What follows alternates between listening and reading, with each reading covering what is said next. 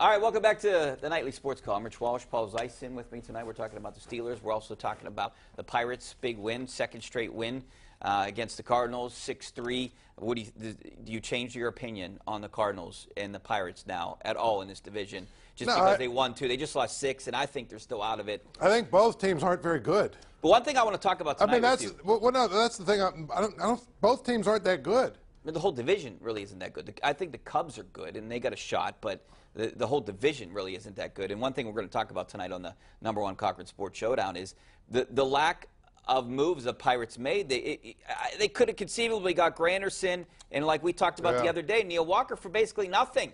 So it's like, did they give up? Or Jay Bruce. They would tell you they didn't give up.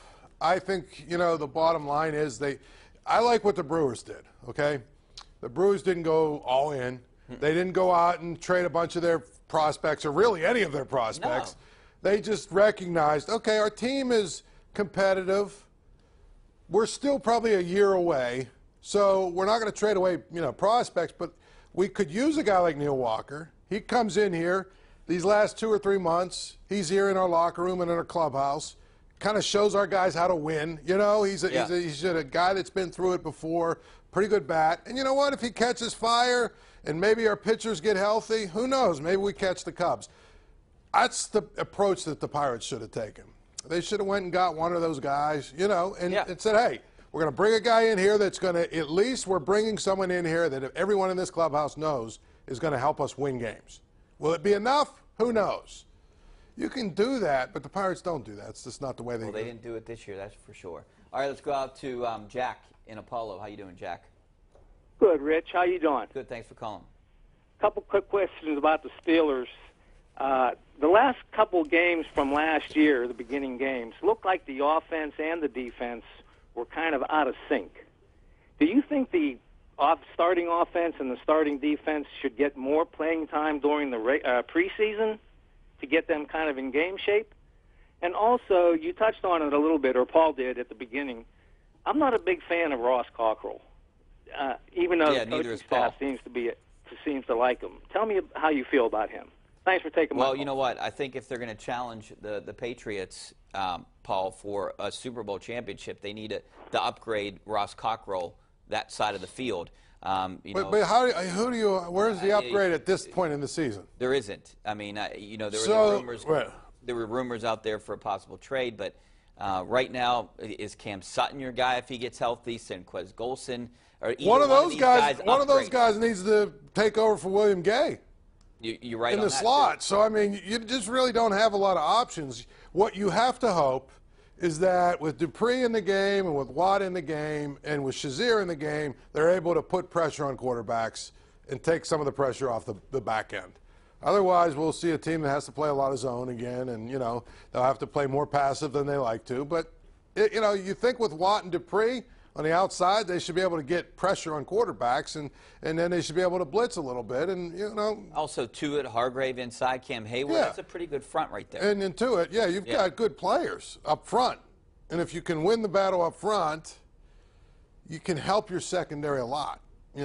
But again, at the end of the day, if you play against a guy like Brady, you better be able to guard. You better be able to cover guys, and they can't cover. And to answer his first part of the question about playing guys, I think they should sit everyone out. Preseason games, I don't want to see anyone get hurt like Marquise Pouncey did a few years ago. You don't want to lose anyone in these meaningless games. All right, let's go out to the phone lines, and we're going to go out to Bob in Beachview. Wants to talk about the Steelers quarterback situation. Yeah, Bob in Beachview. Yep. I was walking past the TVs. I was busy today, so 13-3, 13-3, 13-3, and then all of a sudden 13-17. Yeah. I just heard you guys talking about the quarterback looks no backup.